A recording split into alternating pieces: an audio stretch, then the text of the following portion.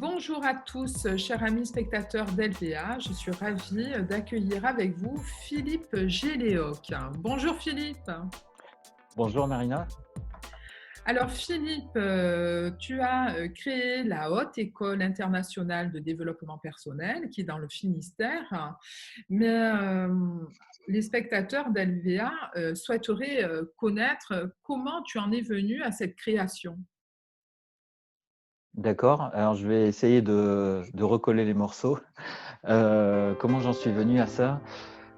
En fait, il y a quelque temps de cela, je voulais en fait, petit à petit, mettre en route, une petite entreprise en gros, une petite entreprise qui soit un peu au carrefour, au croisement si tu veux de tout ce qui m'intéresse, c'est-à-dire la philosophie, le développement personnel, le fait d'avoir des contacts avec toutes sortes de personnes.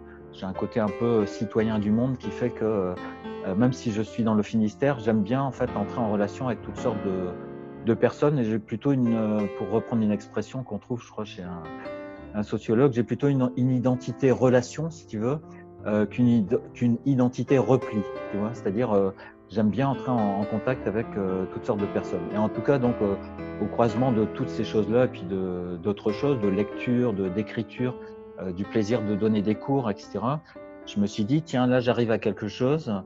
Tu vois, il y a des moments comme ça dans l'existence où je me suis dit, mais c'est ça en fait qu'il faut faire, c'est une école, quoi. Et il faut que je me mette au service de cette école-là.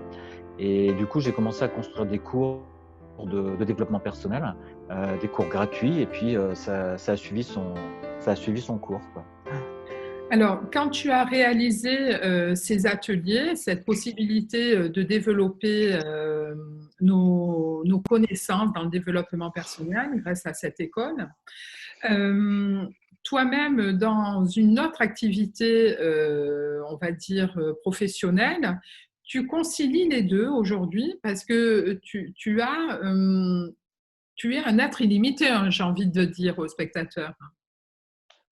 Alors, je suis un être illimité, ça me fait penser forcément, ça fait écho avec notamment le livre d'Anthony Robbins, Pouvoir illimité. Alors, être illimité, enfin, on est forcément des êtres limités, pour moi qui ai fait philosophie, enfin des études de philosophie, on se caractérise par la finitude, c'est-à-dire qu'il y a un moment donné, ça s'arrête, l'existence, hein, désolé si c'est un scoop pour certains. Mais il y a un moment donné, pour moi, en fait, on est dans une sorte de contrat à durée déterminée et ça s'arrête à un moment. On ne sait pas exactement à quel moment ça s'arrête, mais ça s'arrête. Même s'il y a certaines personnes qui considèrent, et je suis plutôt ouvert à ce type de conception, mais sans être complètement convaincu, même s'il y a d'autres personnes qui pensent que bon, la vie continue, etc. Alors, d'un côté, on est limité, puis d'un autre côté, moi, je souscris à ce que tu dis parce que j'ai tendance à penser effectivement qu'on est illimité, mais quasiment au sens où l'entend Anthony Robbins, là, qui est un célèbre coach américain, qui remplit des salles avec des milliers de personnes. On a un pouvoir illimité. Ça veut dire quoi? Ça veut pas dire qu'on est Dieu, ça veut pas dire qu'on peut faire tout et n'importe quoi, mais ça veut dire, bah, comme l'avait déjà souligné, par exemple, Pic de la Mirandole, je crois que c'est au XVe siècle, euh, on a une place particulière, je pense, dans la nature. On a un côté illimité au sens où, bah, notamment, c'est l'idée d'Anthony Robbins, au sens où il peut se passer toutes sortes d'existences, pardon, de toutes sortes d'événements dans notre vie, des choses terribles. On peut m'apprendre demain, on peut frapper à ma porte et puis me dire, bah voilà, votre fils a eu un souci, il a eu un accident. Donc, il y a des choses comme ça, on peut se dire, ça peut s'arrêter d'un seul coup quand tu as un gendarme qui vient te dire ça. Et il n'empêche que même dans ce cas de figure-là, il peut y avoir un phénomène, comme le dit Boris Cyrulnik, un phénomène de résilience, c'est-à-dire qu'on a la possibilité de rebondir. Pareil, je ne vais pas développer longuement, mais Viktor Frankl, qui a été dans les camps de concentration, eh bien, c'est quelqu'un qui, justement, a bénéficié, pour ainsi dire, même si c'est pas le terme, enfin, a été capable, en tout cas, de cette forme de résilience, cette capacité à rebondir. Donc, il y a ce côté-là, il y a toutes sortes d'événements qui peuvent nous tomber dessus, mais on a une possibilité illimitée de réaction. il y a le petit enfant qui se prend une vague sur la figure et puis qui va pleurer dans les jupons de sa maman. Et puis il y a son frère qui a le même âge et puis qui lui est tout content parce qu'il a surfé sur la vague. Donc effectivement, je crois qu'il y a ces deux choses-là, le côté limité parce que la mort est là, elle est la limite, et en même temps, pendant qu'on est dans cette vie, eh bien, on a la possibilité de réaliser des choses extraordinaires si on interprète les choses en se disant que la bouteille, certes, est à moitié vide, mais on peut aussi la voir à moitié pleine, quoi. Oui, tout à fait. Alors, dans cette société qui est en permanence en mouvement, de plus en plus de gens deviennent éveillés, ouvrent à une nouvelle conscience. Et cette nouvelle conscience, c'est justement ce qu'on retrouve dans cette haute école internationale de développement personnel, où des attraits d'acteurs que tu as en tant que partenariat, des personnes qui sont avec toi dans cette école, transmettre des cours, en tout cas un enseignement d'élévation personnelle pour comprendre les symptômes, les maux physiques, les maux émotionnels, les maux mentaux, mentales, dans un sens où il peut aussi, en tant que thérapeute, avoir des circonstances de blocage sur notre chemin professionnel, et vous ameniez à avoir un soutien, un accompagnement dans cette école. Comment si je souhaite rentrer dans votre école, comment je dois faire? Alors, pour entrer dans notre école, en fait, c'est pas compliqué. Il y a, on pourra mettre le lien, si tu en es d'accord, Tout c'est, à fait. il y a le Facebook, enfin le groupe Facebook, où là on arrive à, je crois 243 personnes donc qui sont présentes dans ce groupe, et en fait, il suffit de faire la demande.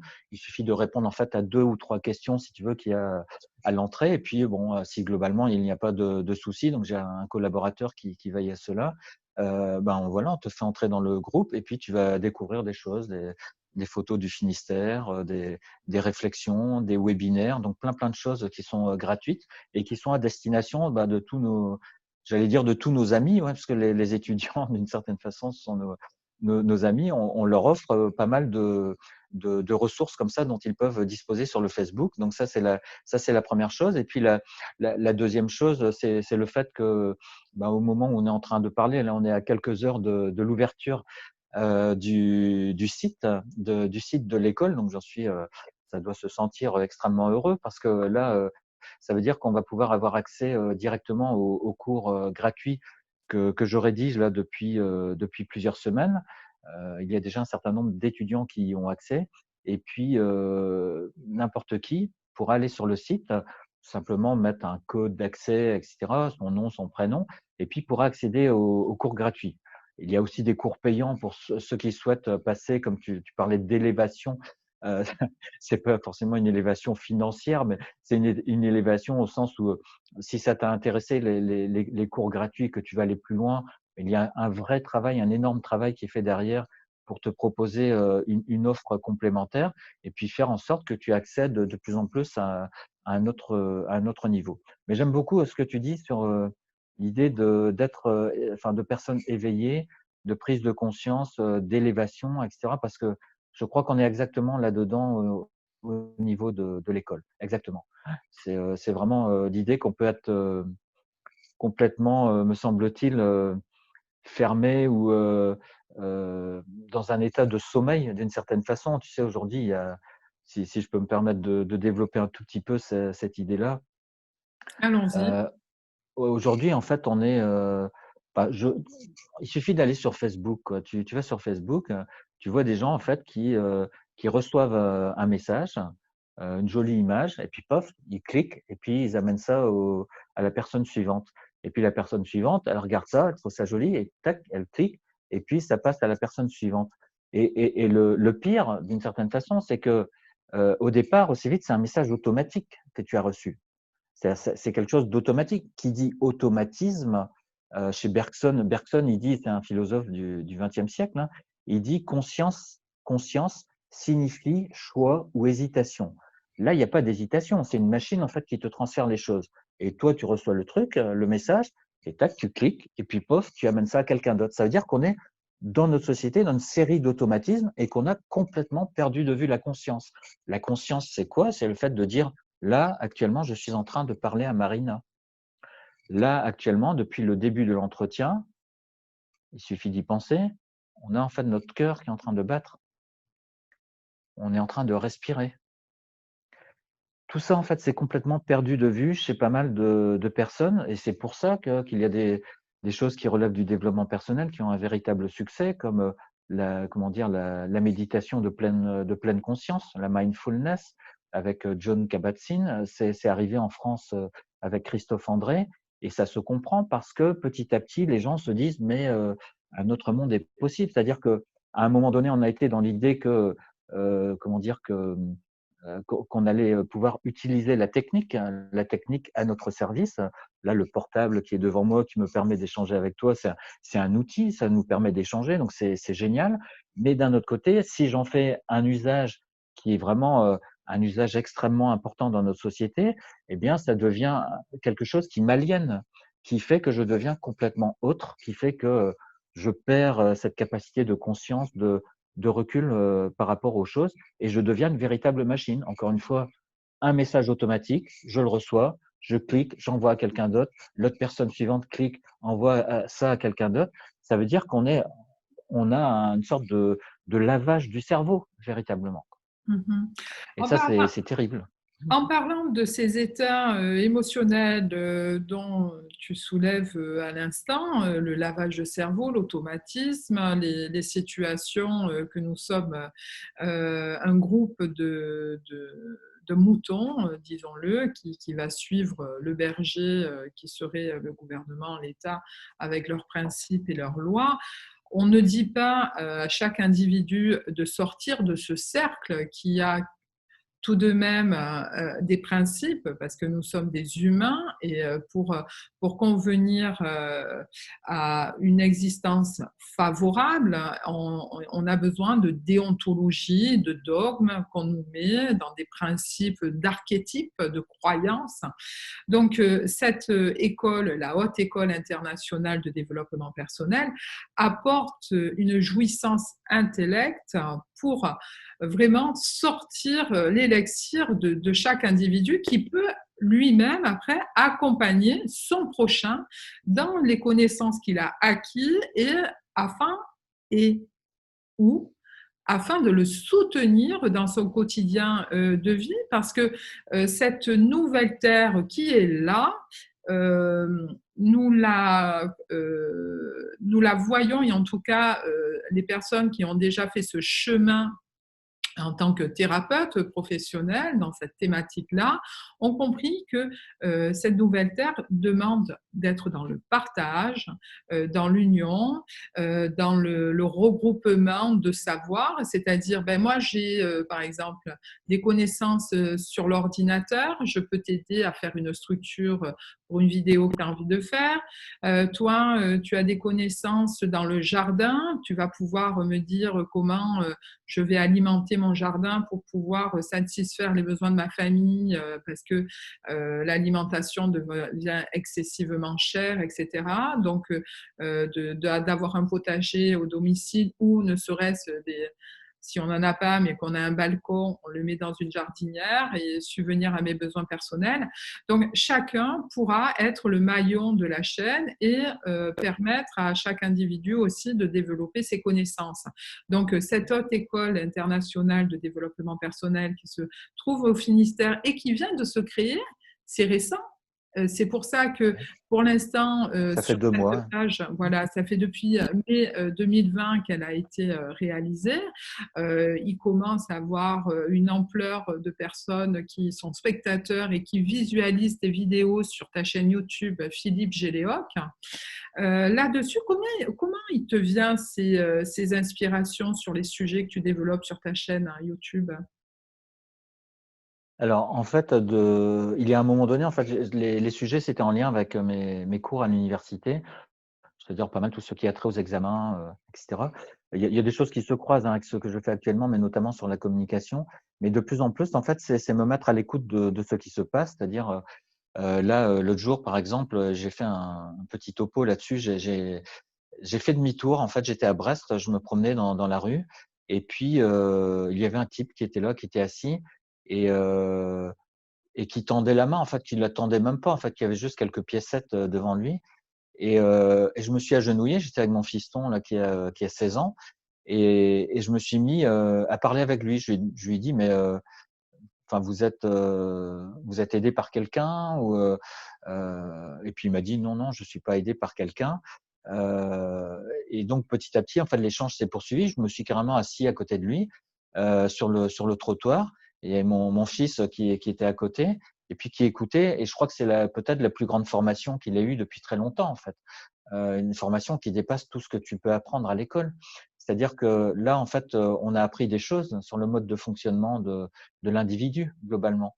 C'est-à-dire qu'on a appris que cette personne-là, en fait, elle est et que je vais être amené à revoir parce que je vais faire en sorte de retourner la revoir et ça va être un scoop, Marina, je te le dis.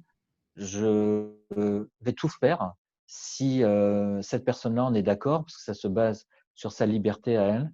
Je vais tout faire pour que cette personne-là sorte de la rue et pour montrer ce qu'on peut faire, par rapport à une personne comme ça, aujourd'hui dans notre société, si vraiment on passe à autre chose. Donc je ferme la parenthèse par rapport à ça. J'ai toujours ta question en tête. D'où ça me vient cette inspiration? Eh bien, ça me vient de ce que j'observe autour de moi. Et ce que j'observe, c'est quoi? Eh ben, c'est tout ce qui a trait à la philosophie de notre école. C'est-à-dire que il y a une expression que j'utilise, enfin, oui, une expression, je ne sais pas comment dire ça, c'est une philosophie générale. C'est en fait passer du pire au meilleur. Passer du pire au meilleur. Donc pire, pour ceux qui ont un crayon et un papier, pire, P-I-R-E, ça veut dire quoi? Ça veut dire P comme place, I comme importance, R comme reconnaissance et E comme énergie. Et puis, donc passer du pire au meilleur. Meilleur, ça commence par la lettre M et ça finit par la lettre R.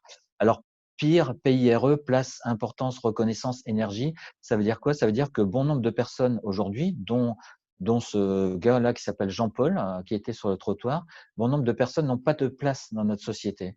Elles sont en difficulté financière, comme ce jeune-là, enfin dont les parents étaient en situation de handicap, en situation alcoolisée. Ses frères, sœurs sont placés, voilà, bah, il se retrouve à la rue, quoi. Ça fait il a 32 ans. Depuis ses 14 ans, il est à la rue. Alors je dis pas ça pour, faire pleurer dans les chaumières. Je pense que justement mon objectif à moi, c'est d'essayer de ne pas être submergé totalement par les émotions qu'on peut avoir quand on entend des situations comme ça. Mais c'est de se dire, il y a quelque chose qui ne tourne pas rond dans notre société, quoi. Il y a des personnes qui n'ont pas de place. Il y a des personnes que j'ai entendu et qui me disaient, peut-être qu'il y a une destinée, en fait. C'est peut-être pour ça que moi, je suis inutile, tu vois. Donc pas de place, le sentiment de ne pas avoir d'importance, le sentiment de ne pas avoir de reconnaissance. Ce jeune-là, enfin jeune de, je crois que 32 ans, mais c'est encore jeune, quoi. En tout cas par rapport à moi. Hem, Ce jeune-là, il me disait en fait: «Personne ne s'arrête là, comme vous l'avez fait». Et j'ai dit: «Mais on peut se tutoyer, tu me tutoies quoi». Donc il a eu du mal, puis bon, c'est venu petit à petit. Il me dit: «Maintenant, les gens, ouais, il y a plein de gens qui me disent bonjour, ouais, tu as raison, mais et qui me lancent une pièce et cetera, mais qui ne s'arrêtent pas, qui restent pas discuter». Et il y a quelque chose de fondamental, en fait, qui peut se jouer derrière ça quand on reste, quand on reste discuter, parce que c'est ce qui se passe là entre toi et moi, Marina. C'est-à-dire que tu m'écoutes, il y a, peut-être des gens qui m'écoutent et ça me donne l'impression d'avoir de l'importance, justement, tu vois? Je bénéficie d'une certaine forme de reconnaissance et quand on n'a pas ça et ben, c'est là qu'on plonge, quoi. Ça veut dire que très concrètement, c'est une expérience qui a été faite, qui est horrible, hein, qui a été faite il y a, quelques années de cela. Je crois que c'est dans les pays de l'Est, où on donnait à manger aux enfants, à des enfants, mais par contre on ne leur apportait pas d'amour, de reconnaissance. Et tu vois où je veux en venir, quoi. Qu'est-ce qui s'est passé pour ces enfants? Eh bien, c'est tout simplement qu'ils ont fini par, dépérir et par mourir. Donc ça veut dire que quand on n'a pas ça, eh bien oui, on finit par mourir. Et c'est ce que soulignent certains psychiatres qui sont spécialistes de ça. Donc pas de place, pas d'importance, pas de reconnaissance et du coup, baisse d'énergie. Ça veut dire que, bah, que tu plonges et c'est pour ça qu'il y a, combien de personnes dans notre société qui sont sous psychotropes, quoi, qui sont, sous antidépresseurs, sous anxiolytiques et cetera, quoi.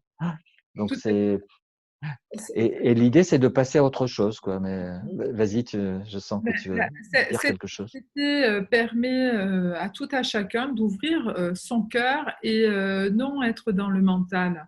Le mental va apporter un jugement, il va avoir certainement des discernements sur des situations. Mais si chacun de nous fait sa part, même un petit pas, ça va changer l'énergie et ça va changer le monde. Et on est dans cette thématique de cette Terre 2, où il en est sorti une vidéo qui se tourne sur YouTube et qui montre bien cette nouvelle Terre qui est en train de se passer, surtout actuellement. Alors, Philippe, nous sommes ravis de t'entendre et de profiter de ces instants passés avec toi.